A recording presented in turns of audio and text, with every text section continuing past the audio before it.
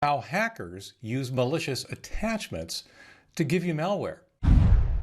Hi everyone, Leo Notenboom here for askleo.com.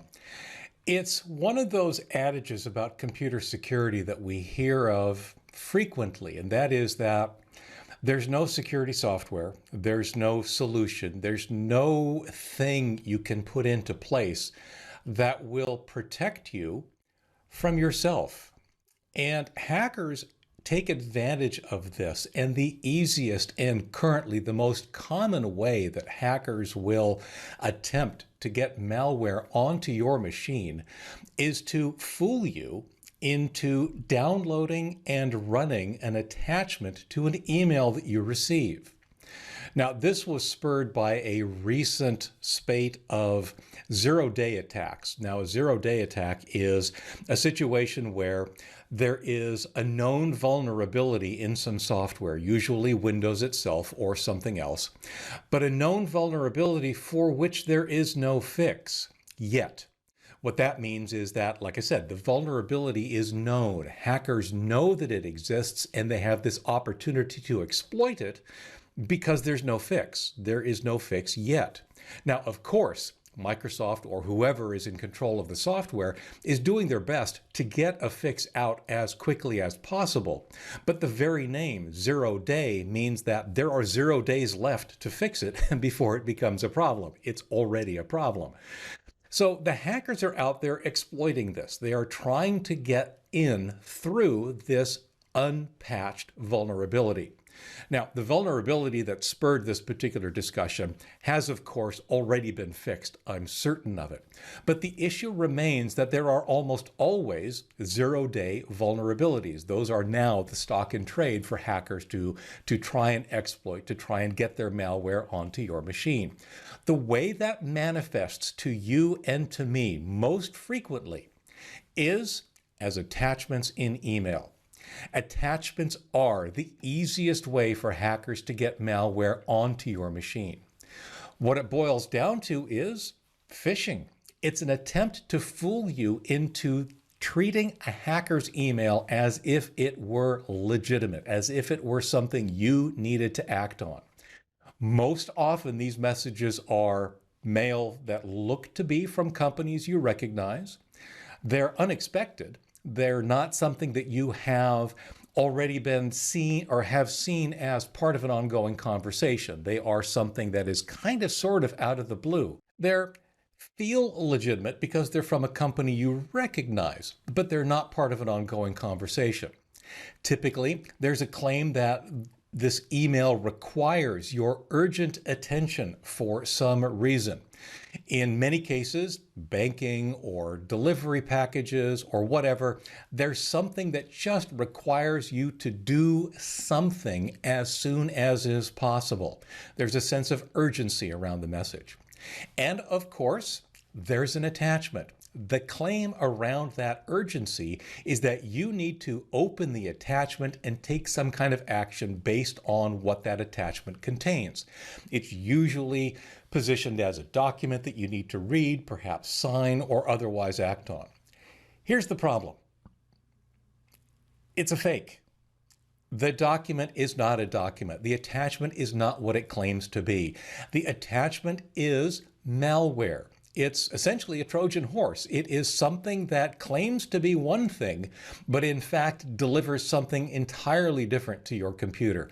And that something is malware. Don't. Just don't. At least not without thinking about it very carefully. We use attachments all the time. They're a very legitimate and very useful way of transmitting data from one person to another. Like I said, I use them all the time. I'm constantly sending attachments to people I know and constantly getting attachments from people I know and trust. But when something comes across that is unexpected, has that sense of urgency, and has an attachment, stop. Take a breath. It's one of those things where you just need to make certain that this really is something legitimate. If you're not sure, don't open the attachment. It really is that simple.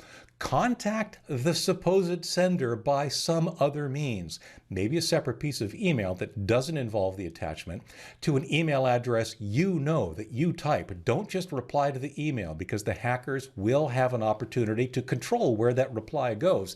It'll go to them, and of course they will say that they're legitimate when they are not.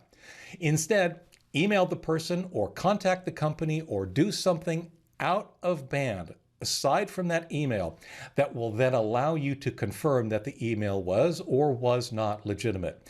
If it's not legitimate, mark it as spam and move on. If it was legitimate, great, you found out through official means.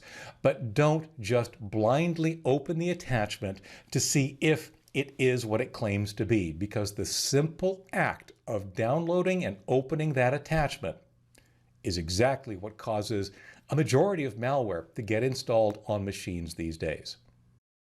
Now, we get a lot of attachments all the time. In fact, if you take a look at your spam folder, you'll see that there are tons of emails with probably tons of attachments. The issue here, though, is that all those attachments, for as long as they go on, they're all trying to exploit some kind of a vulnerability in your system. Now, one of the things that you can also do, that you must also do in order to reduce your own vulnerability to these kinds of attempts, is to make sure your software is as up-to-date as possible. It's the unpatched vulnerability that is the hacker's goal. That's an easy way in for them. If they can convince you to open an attachment and there's an unpatched vulnerability on your machine, you've got malware. Now, there are two ways to solve that. Of course, one is don't open the attachment. The other is patch. Keep your machine as up-to-date as possible. Zero-day exploits, for which there are no patches available, only last for a certain time. They get patched pretty quickly, but it does then rely on you to take the patches, to take the updates, to make sure that your software, all of it, Windows, the applications, and everything else on your machine, are as up-to-date as possible so that those vulnerabilities simply don't exist on your machine and therefore don't provide the hackers a way in. So do this. Always be on guard for the emails that you just aren't expecting that have this sense of urgency and an attachment. Keep your security software as up-to-date as possible. It is actually not that uncommon for the security software to be updated prior to a patch for a vulnerability. What that means is that your security software can sometimes actually detect the malware before there's a true fix for it in your operating system. So make sure your software is as up-to-date as possible, especially your security software. And of course, make sure the system is as up-to-date as possible so that you're getting those updates, you're getting those fixes so that your machine isn't vulnerable to these exploits that the hackers are attempting to take advantage of.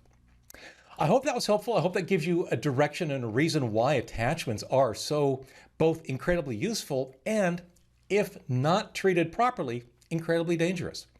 For updates, for related links, for comments and more, visit askleo.com/138735. I'm Leo Notenboom. This is askleo.com. Thanks for watching.